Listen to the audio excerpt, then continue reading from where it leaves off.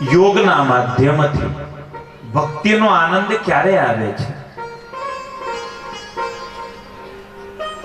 તમારે તો ઊંચું મંદિર છે, પગથિયા ચડી અને 5 મિનિટ ગોઠણે હાથ ફેરવવો પડે તો ભક્તિનો હાથ એ ગોઠણનું દર્દ વધારે અનુભવાય. અને એટલે જ શાસ્ત્રોએ આપણને યોગ આપ્યો છે. સ્વામિનારાયણ ભગવાન એ યોગ કળા શીખવતા મહારાજ પારંગત હતા, નિષ્ણાત હતા. સંતો અને શાસ્ત્રોનો મત છે કે ભક્તિ માટે તમારે તંદુરસ્ત તન અને તંદુરસ્ત મન આ બેની આવશ્યકતા છે.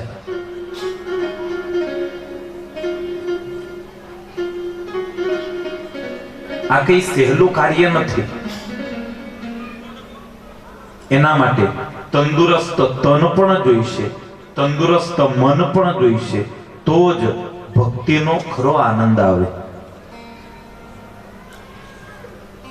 કહટાઈને જીવતો હોય ને એ ભક્તિ કરે એમાં કોઈ હવાદ પણ ન હોય. પ્રસન્ન ચિત્ત થઈ અને જે પરમેશ્વરને આરાધે એ જ ભક્તિ પરમેશ્વરને ગમે છે. અને એટલે જ આ અખાડો, આ મંડપ નથી, આ અખાડો છે. મનના વ્યાયામનો અખાડો છે. મનને વ્યાયામ આ અખાડા દ્વારા આપણે શીખવાનો છે.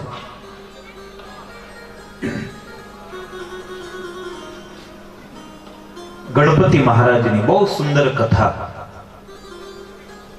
સુત મહારાજ શૌનકજીને કહે છે. આ કથા શાની છે? તો એક અહંકારની કથા છે.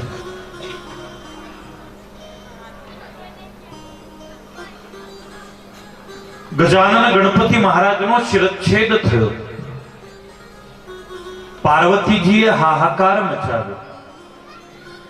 પાર્વતી માતા હવે તો છેલ્લી પાટલીએ બેઠા. હવે તો જે થાય તે, આ પાર કે સામે પાર, આખી દુનિયાનો પ્રલય કરી નાખ્યો.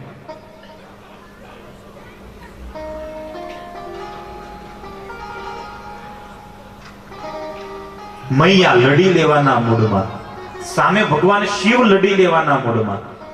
બહુ સરસ શિવ પુરાણની અંદર ઉલ્લેખ છે કે બ્રહ્માજી શિવને સમજાવવા આવ્યા કે હવે તમે તો સમજો, એ તો તમારો દીકરો થયો. શિવ કે બહુ અવળચંડુ છે, તમે જઈને સમજાવો. બ્રહ્માજી વકીલાત કરવા ગયા.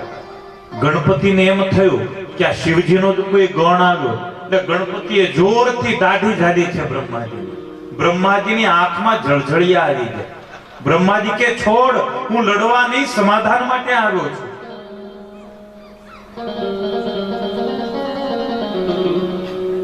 અને અંતે સદાશિવે ગજાનન ગણપતિ મહારાજનો વધ કર્યો, શિરચ્છેદ કર્યો, મસ્તક જોઈન્ટ કરવામાં આવ્યું. પાર્વતીએ ઘણી બધી શરતો મૂકી.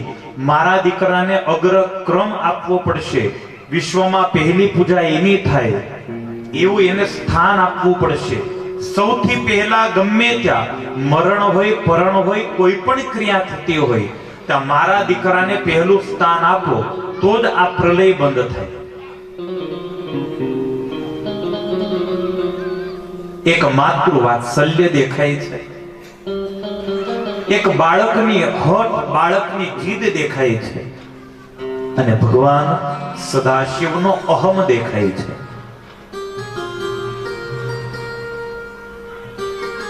એક દાંત વાળા હાથીનું મસ્તક ગણપતિને લગાવવામાં આવ્યું, સજીવન કરવામાં આવ્યા. સુમુખશ્ચૈક દંતશ્ચ કપિલો ગજકર્ણક લંબોદરશ્ચ વિકટો વિઘ્નનાશો વિનાયક ધૂમ્રકેતુર્ગણાધ્યક્ષો ભાલચંદ્રો ગજાનન દ્વાદશૈતાની નામાની યહ પઠેત શૃણુયાદપી.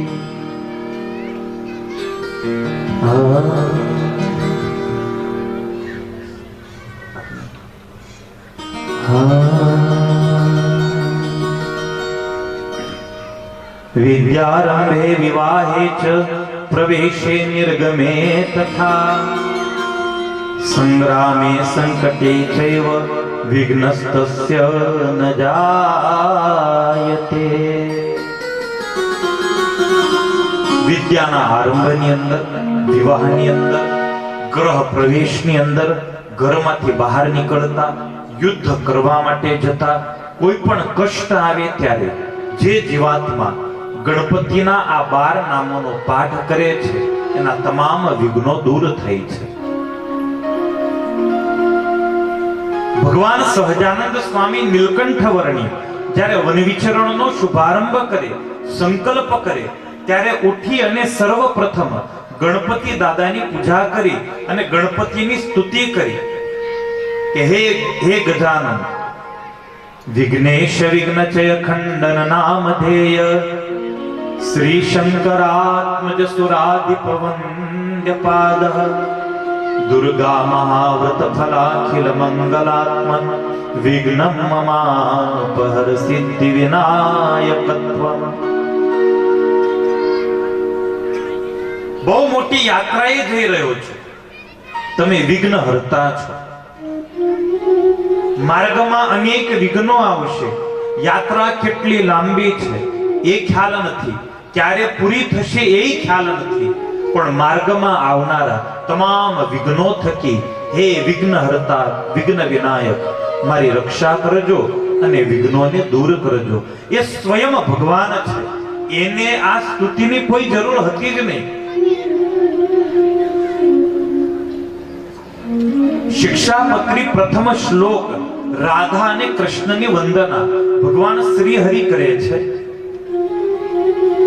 એને કોઈ જરૂર છે જ નહીં મંગલાચરણની. એનું નામ જ મંગલ રૂપ છે.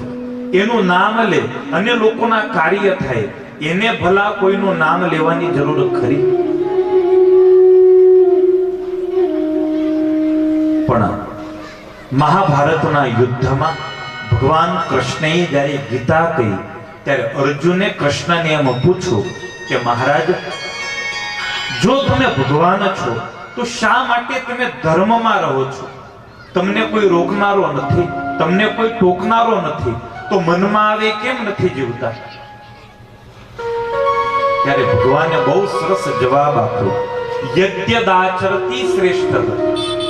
હું જો ધર્મ છોડું તો મારી પાછળ આખી દુનિયા ધર્મ છોડશે.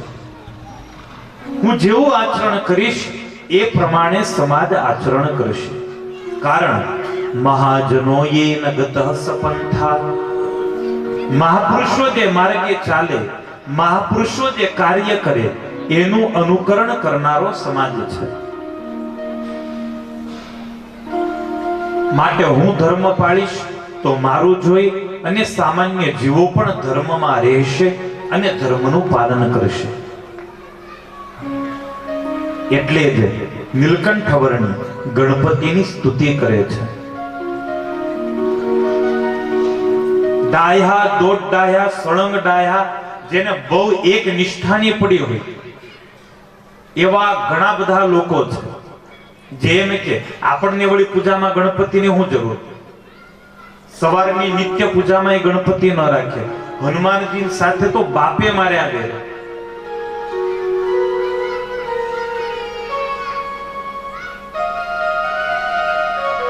સ્વામિનારાયણ ભગવાનની એ વિચારધારા નથી અને મહારાજની પ્રણાલિકા પણ નથી. ભગવાન શ્રી હરિ હનુમાનજીને કુળદેવ માને અને પંચદેવમાં એક ગણપતિ મહારાજ છે. કદાચ નિત્ય પૂજામાં તમે એની પૂજા કરો, એની માળા કરો અથવા એનો જાપ કરો તો કોઈ દોષ નથી. તમારી પતિવ્રતા ભક્તિનો કોઈ ભંગ નથી. અને જો ભંગ થતો હોત તો ભગવાન શ્રી હરિ ક્યારેય આપણને શિવરાત્રિનો ઉપવાસ કરવાની આજ્ઞા ન આપત, ક્યારેય આપણને બિલીપત્ર ચઢાવવાનો આદેશ ન આપત.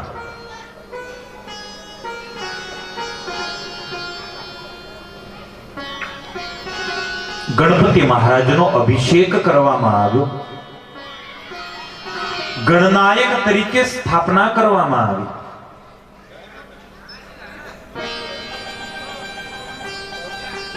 ન મંત્રમ ન યંત્રમ તદપી ચ ન જાને સ્તુતિમહો ન આહ્વાનમ ધ્યાનમ તદપી ચ ન જાને સ્તુતિમહો ન જાને મુદ્રાસ્તે તદપી ચ ન જાને વિલપનમ પરમ જાને માતા સ્ત્વદનુસરણમ ક્લેશહરણમ.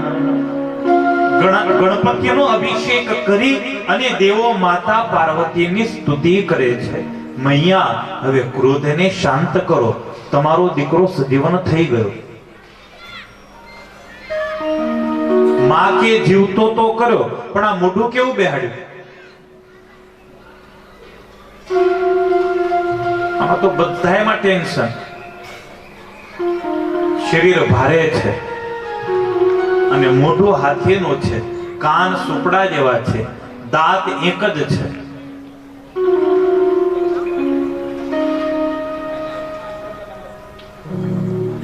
મૈયા પાર્વતીને તો ચિંતા શરૂ થઈ કે દીકરાના લગ્ન કઈ રીતે થશે. બીજું તો ઠીક, અગ્ર પૂજાય સમજ્યા, પણ આની સાથે લગ્ન કોણ કરશે?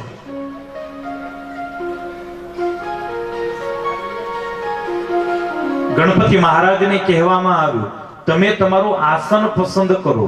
અને ગણપતિ દાદાએ આસનમાં ઉંદરને પસંદ કર્યો છે.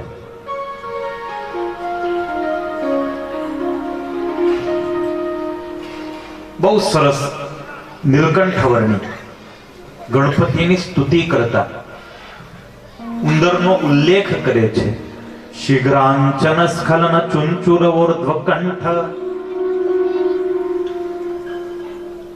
એક તો ગણપતિ ભારે છે, ઉંદર ઉપર બેસે એટલે ઉંદર માંડ ધીરે ધીરે ચાલે અને ચાલતા ચાલતા કેટલી વાર ગણપતિને ઉથલાવી દે. અને આ દ્રશ્ય જોઈ આકાશમાં દેવો આનંદિત થતા હોય. આવા હે ગણેશ, મારી ઉપર તમે પ્રસન્ન રહેજો.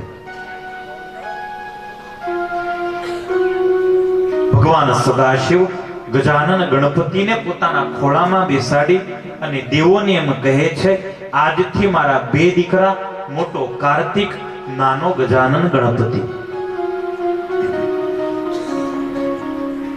બહુ સરસ, બહુ સુખી ભગવાન સદાશિવનો આ પરિવાર છે. દીકરાઓ ધીરે ધીરે મોટા થવા લાગ્યા. જેમ દીકરાઓ વધે છે, મા બાપની ચિંતા વધે છે, લગ્ન વિષયી ચિંતા.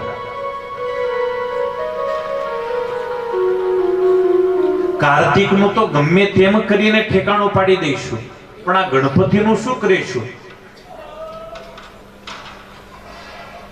બંને ભાઈઓમાં વિવાદ. ગણપતિ મહારાજ શરીરે ભારે છે. કાર્તિક ગણપતિને ખીજવ્યા કરે, તારા તો લગ્ન જ નહીં થાય, તારું પેટ તો જો મોટું ગાગર જેવું છે, તારી જોડે પરણશે કોણ? ગણપતિ કે તારા પહેલા હું પરણીને બતાવું. બે ભાઈઓમાં વિવાદ હતો.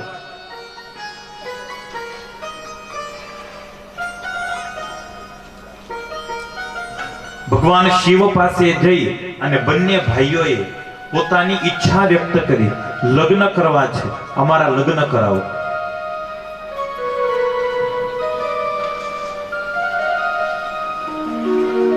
શિવ અને પાર્વતી મૂંઝવણમાં મુકાણા. બે માંથી કાર્તિક મોટો છે પણ દેખાય છે નાનો, ગણપતિ છે નાનો, દેખાય છે મોટો. ગણપતિની જીદ કે પહેલા મારા લગ્ન કરાવો. એટલે મા બાપ બંનેએ માર્ગ કાઢ્યો, બેયને આદેશ આપ્યો, જે પૃથ્વીની પ્રદક્ષિણા કરે, પહેલી પ્રદક્ષિણા પૂરી કરે, એના આપણે પહેલા લગ્ન કરાવીશું. કાર્તિકનું વાહન છે મોર, ગણપતિનું છે ઉંદર. હવે સહજ છે કે મોર ઉડનારું પક્ષી છે, એટલે કાર્તિક સ્વામી આગળ જ જાય અને ગણપતિ ગમે એટલી દોડાદોડ ઉંદર કરે, ઉડવાનો તો નથી. એને કઈક વાડ આવે, એને કઈક બીજું કઈક સામાન્ય ખાબોચિયું આવે તો ઉંદર તો અટકી જ જવાનો છે. મોર તો ઉડીને જતો રહેશે.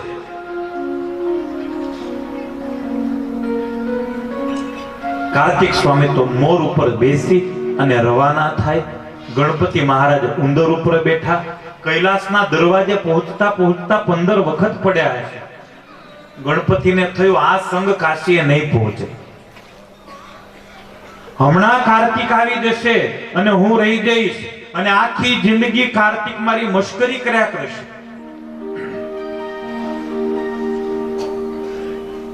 બહુ બુદ્ધિશાળી દેવ છે.